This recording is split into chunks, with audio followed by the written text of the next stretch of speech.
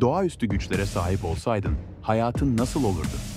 Bu videoda insan sınırlarını zorlayan güçlerle dolu en iyi filmleri listeledik. Benzer içeriklerin devamı için beğenmeyi ve abone olmayı unutmayın.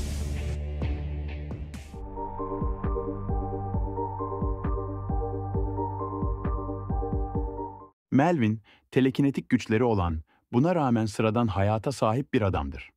Yeteneği sayesinde eşyaları düşünce gücüyle hareket ettirebilmektedir. Ancak güçlerini insanlara yardım etmek yerine eğlenmek için kullanır. Bir gün yaşadığı kriz, hayatı sorgulamasına neden olur ve insanlar için gerçekten faydalı bir şeyler yapması gerektiğini fark eder. Film, hem komedi hem de dram yönüyle sıradan süper kahraman filmlerinden farklı bir bakış açısı sunuyor. Puanı ise şöyle.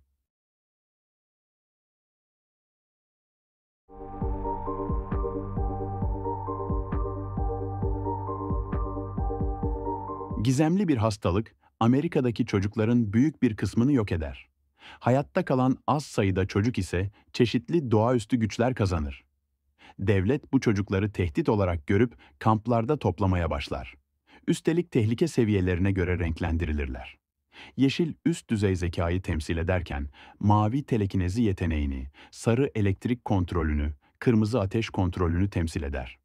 Turuncu renk düzeyine sahip çocuklar ise yok edilir. Ruby ise bir turuncudur.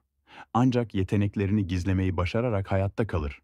Sürekli tehlike altında olan genç kız kamptan kaçmaya karar verir. Eğer bu filmi sevdiyseniz buna da şans verebilirsiniz. Puanı ise şöyle.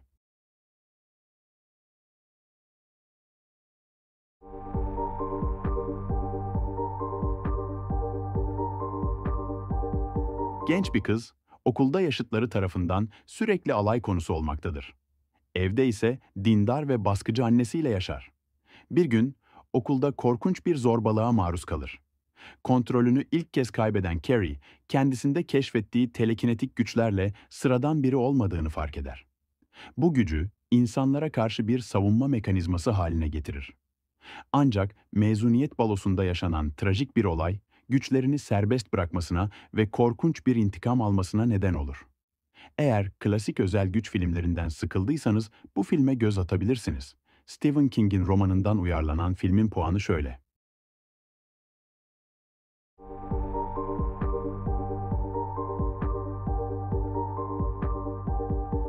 Bir grup genç dünyaya farklı bir gezegenden gönderilmiştir.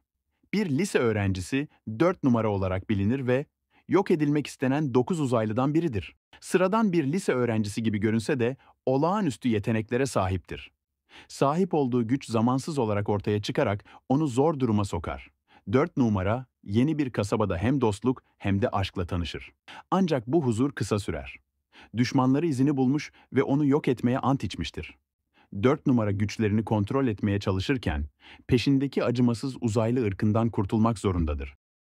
Filmin puanı şöyle.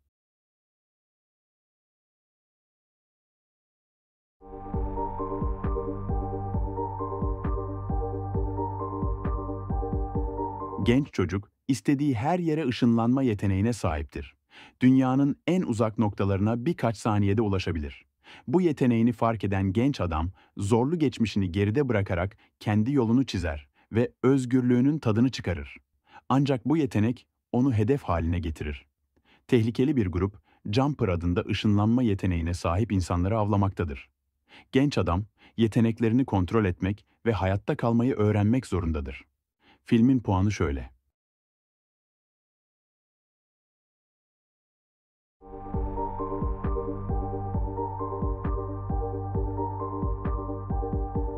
Geçmişte özel yeteneklere sahip bireyler kahraman olarak görülürken artık ön yargı ve ayrımcılıkla karşılaşırlar.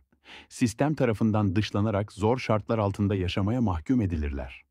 Annesinin tedavi masraflarını karşılamak için çaresizce para arayan genç adam, suç dünyasına adım atmak zorunda kalır. Elektrik manipülasyonu gibi özel yeteneklere sahip olan bu adam, diğerleriyle birlikte bir soygun planına dahil olur. Ancak işler planlandığı gibi gitmez. Eğer distopik ve çarpıcı bir bilim kurgu arıyorsanız, bu filmi kaçırmayın. Filmin puanı şöyle.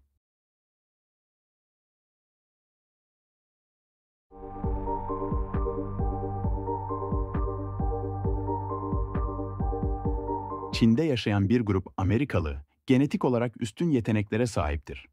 Düşünce gücüyle nesneleri hareket ettirebilir, geleceği görebilir ya da insanı manipüle edebilirler.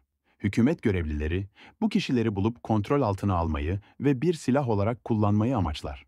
Genç bir adam, aynı kişiler tarafından hedef alınan bir kızı korumaya çalışırken kendini amansız bir kovalamacanın içinde bulur. Bu örgütten tamamen kurtulmak için insanların düşüncelerini istediği gibi kontrol edebilen bir kadına ulaşmak, birlikte savaşmak zorundadır. Filmin puanı şu şekilde.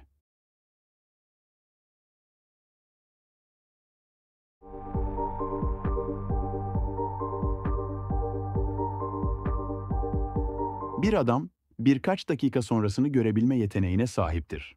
Bu özel gücü sayesinde tehlikelerden kaçıp küçük sorunları çözerek hayatına devam eder. Ancak yetenekleri bir hükümet ajanının dikkatini çeker. Bu sırada tehlikeli bir terörist grubu büyük bir saldırı planlamaktadır. Onun bu yetenekleri saldırıyı engellemek için son çare olarak görülür. Ancak hem hükümetin hem de teröristlerin peşine düştüğü genç adam yalnızca kendisini değil, sevdiği kadını da korumak zorundadır. Aksiyon, gerilim ve bilim kurgu unsurlarını bir araya getiren filmin puanı şöyle.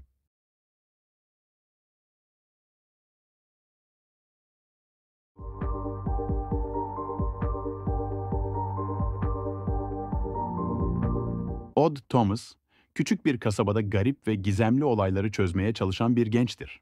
Üstelik alışılmadık bir yeteneğe sahiptir. Ölülerin ruhlarını görebilme ve onlarla iletişim kurabilme. Bu paranormal gücü sayesinde kasabadaki insanlara yardımcı olur.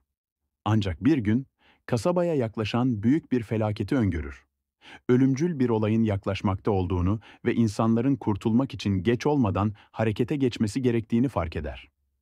Klasik özel güç filmlerinden farklı olarak daha çok gizem ve gerilimle harmanlanmış olan bu filmin puanı şöyle.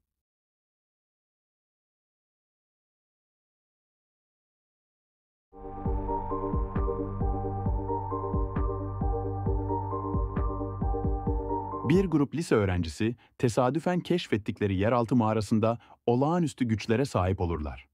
Bu güçler onları düşündüklerinden çok daha özel kılar. Başta eğlence için kullanılan bu yetenekler gün geçtikçe karanlık bir noktaya gider. Güçlerini kendi çıkarları ve öfkesi doğrultusunda kullanmaya başlar. Dostlukları ve insanlıkları sınanırken olaylar ciddileşir.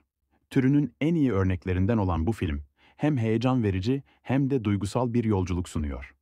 Filmin puanı şöyle. Yorumlara bir film önerisi bırakmayı unutmayın.